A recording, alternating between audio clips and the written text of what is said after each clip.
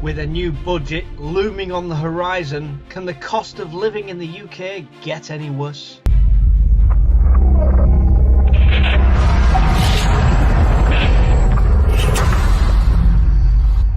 What's up, preppers? Welcome back to another video, and we're talking about the cost of living in the UK.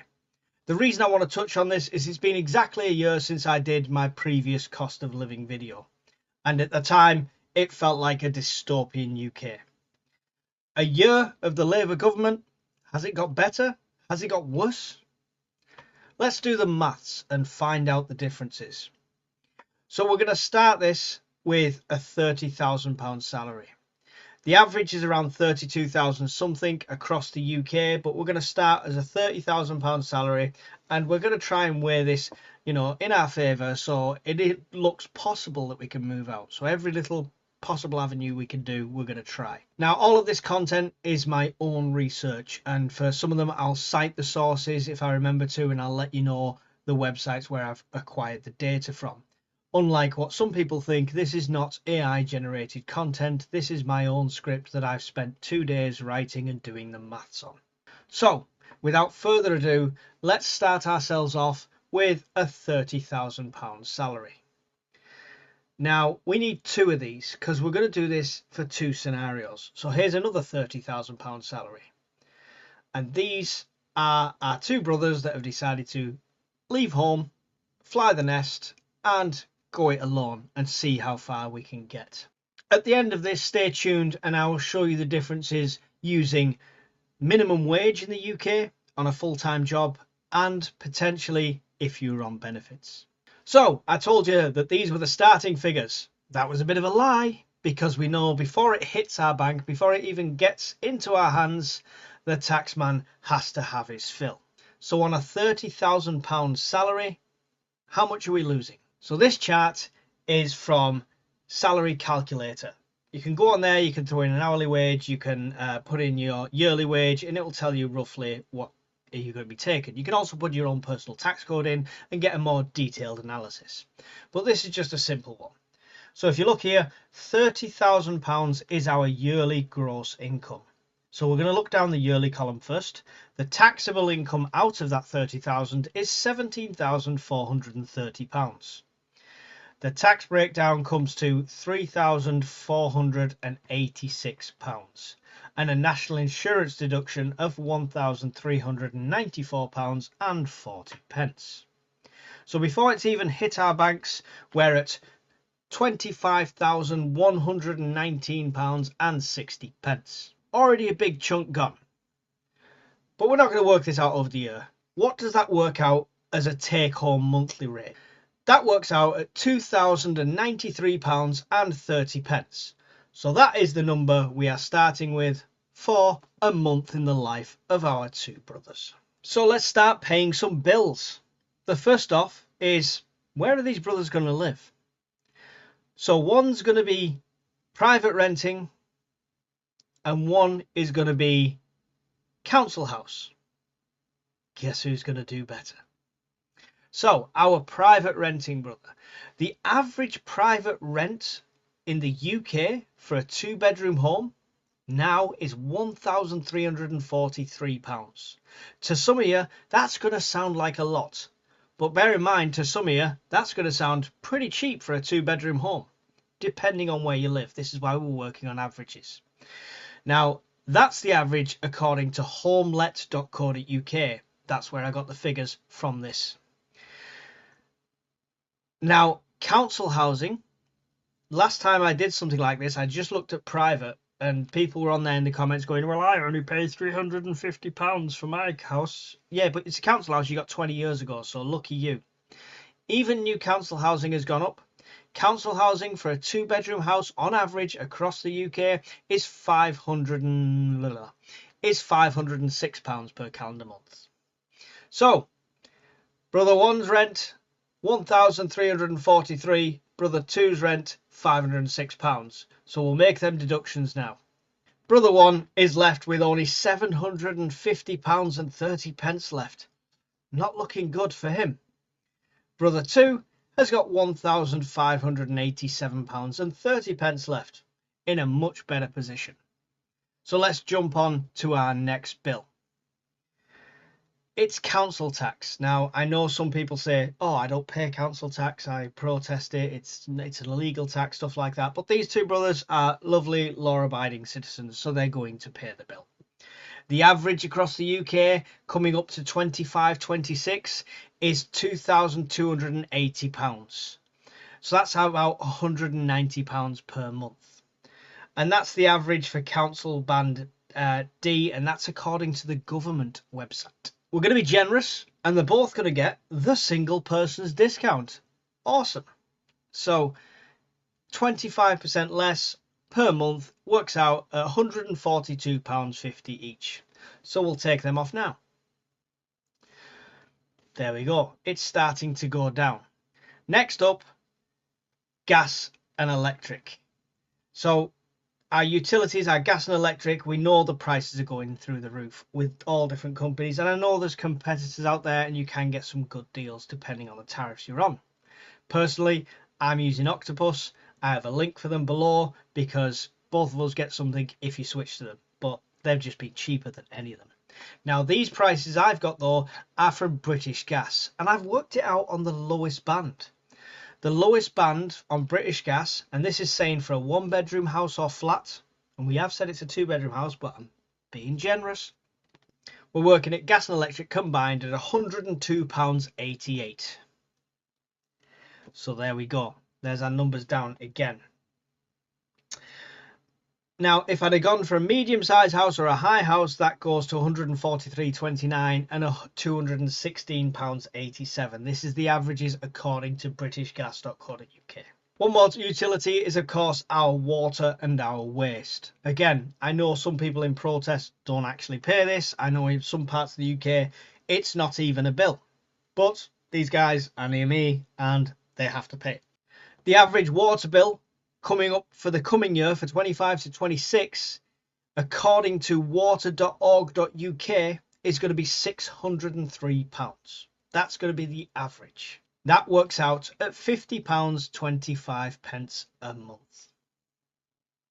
There we go. As we can see, there's a massive difference between the brothers now, and that's all down to the rental prices so far, because everything else is going to be the same. But it still costs money to live here. Now, next up is food. Food's a really difficult one because some people are quite extravagant with their food shop. Some people are very frugal with their food shop. So you've got to work on the averages. And I was looking for different sources. One of the best sources I found for this was nimblefins.co.uk. And they work with all sorts of statistics and they show you the averages. It is a scope, the averages, so we've took it down and hit it right in the middle of the scope. And we've gone for the low budget option. The low budget option was £150 for a month's worth of shopping. That's pretty cheap, so they are really being frugal. These two brothers are living on noodles. Excellent student lifestyle. But the average, even for a low, is up to £230, and that's for low budget still. The scope on this is quite wide. If you've got a huge family, you're going to get a huge bill with it. So please bear in mind, this is not your circumstances, this is these guys' circumstances. Single guys just left home earning what they're earning. Bills are paid, we've got our food, but we've got to get to work. Transport always has to come into it. Now, to try and factor in the cost of a car, be that finance, HP, anything like that, or even just getting a car outright and then paying for the insurance, the fuel, the maintenance, MOTs, tax, everything like that, it's an absolute minefield and it's a huge bill. So to keep things simple and to give our brothers a fighting chance, we're going to go off the national average according to the transport industry of a £50 travel pass. Whether that's buses, whether that's trains, getting to work, etc. That's how they're both going to travel. So we could take £50 off for the travel pass. As you can see, the difference between the two brothers is a lifestyle away. So it's absolutely insane already. Communications. Now, you might not see it as a necessity, but this day and age, Everyone's got some sort of mobile phone. Everyone needs some sort of internet. A lot of us work from home, work hybridly, so we have to factor it in. Now, the most basic, cheap internet connection that would barely do anything but will work, plus a SIM only, we're looking at around £40 for the month.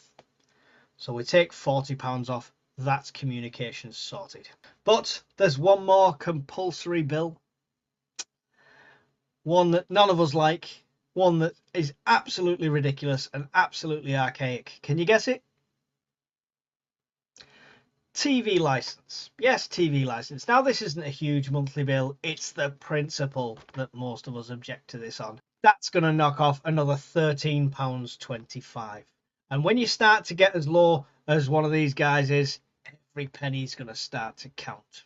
Now, everyone seems to have subscriptions and streaming services and gym memberships and everything like that this day and age. And you could put a huge figure on this. Some people spend hundreds on things like this. We're going to try and keep it quite low just for the experiment. And we're going to put another £40 off for subscriptions, gyms, Netflix, whatever they're deciding. That's their entertainment budget for the month. £10 a week. It's not really much for entertainment, so I think that's pretty fair.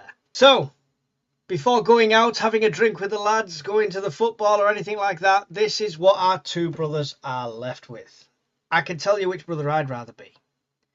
But the simple fact is if you're a working man or woman on your own, going out into the big bad world, how much of a priority do you think you are on local councils to get a council house? Even if you are willing to accept the worst possible flat. As a working person, you're just so far down a list, it's ridiculous. I've tried this. In one area, I applied for a house and I was 1,222nd on the list. So if 1,221 people said we don't want that house, I'd have got it. If that many people don't want a house, it must be on fire. It must not be there. It must be a hole in the ground. I moved to an area where apparently it's easier to get a council house. We were still looking at 280, 300 people before us. And that's not a list that goes down. It's constantly added to. You don't move up the list with just people getting houses. People jump in front of you because of their priority. So single parents, people in difficult circumstances, etc., etc., etc. And you, as a working single person going out into the big bad world, are all on your own. So as much as paying all your bills and having nearly £1,000 left sounds absolutely awesome, it's such a rare edge case that it's more likely to be closer to the £161.12 left. Which, let's be fair, I was generous on a lot of them figures. You have any sort of car, vehicle onto that, that's gone. Right, for those of you who have, when they first left home, didn't have a 30 grand job, because I know I didn't when I first left home, minimum wage. Minimum wage this day and age seems quite generous, seems quite high. But minimum wage, according to the same salary calculator that we used before, based on minimum wage and 40 hours a week, works out at a take-home pay of £1,817.05. So that's your take-home wage after a month doing minimum wage, 40 hours a week. No time off, no sickness, no nothing. Good boy. There you go. Now, to put all them calculations through again with minimum wage, it was nearly 300 quid less than what our original salary started at. So that puts the brother with the council house still in a good position with £721.17 left. But it puts the brother who had the private rent house at minus £115.13. Now, unless you've got a really big overdraft over a year, over a 12-month contract, you're going to run into a lot of debt with that. So it just goes to show this is why we've got 21, 22, 23-year-olds living at home with parents still, because they can't afford to get out. The rental prices are going through the roof. And if you want a desirable area, what is desirable to you as a young person going out into the world, it's like a city apartment in Manchester, in Birmingham, in London, anywhere like that. that rent that I've quoted is cheap. You'd be looking at paying more than that. So as a single person with one income, it just doesn't feel possible. But we've always got the option to sit back and go on to benefits, right?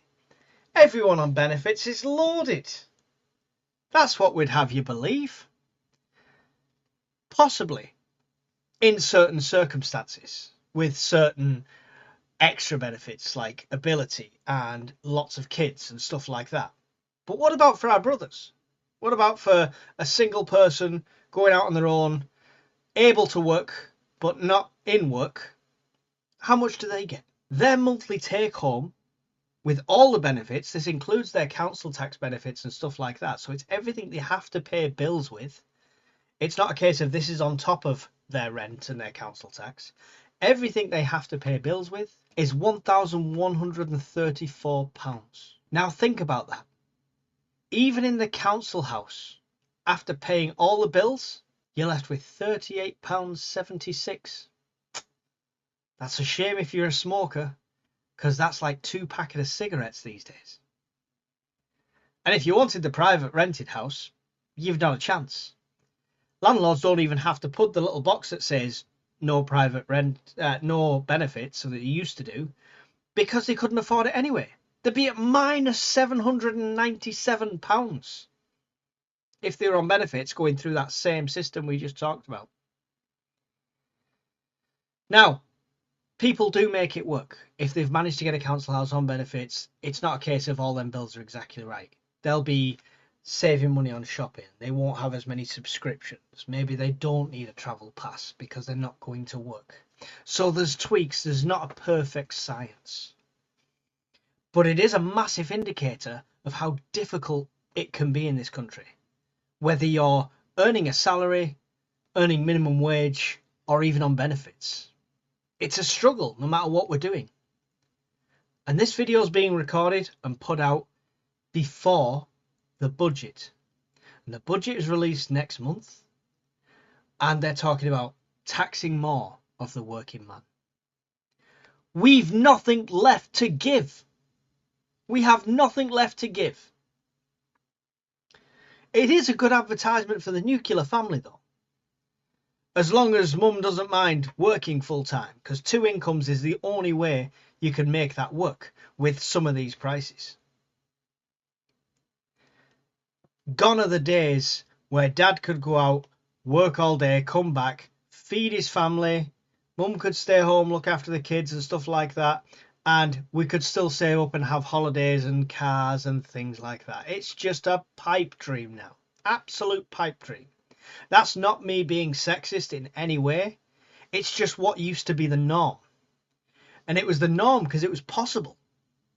It's not possible now. Take it from me. We've had 1 month where we've got 1 income instead of 2. This is through no fault of our own, but we've realised how difficult it is, and it's inspired me to do this video. So, if you're asking why Dottie's letting her 30-year-old son still live with her, it's because he can't afford to get out. Because he didn't study, and he didn't get a better job.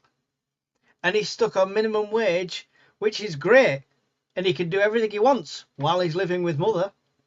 But if he tries to go it alone, this is where we're going to come a cropper. Food for thought. So if you're considering emigrating to the UK, let this be an advert for you. Don't bother. A lot of us want out of here. We wait with bated breath to see what comes of this next budget. And I will do a follow-up video. Thanks very much for watching, guys. Don't forget to like and subscribe if you made it this far. I don't know why you're not subscribed. You made it all this way. But I do appreciate every single one of you. It's free to do. Please hit the likes. And I'll see you in another video really soon. Goodbye.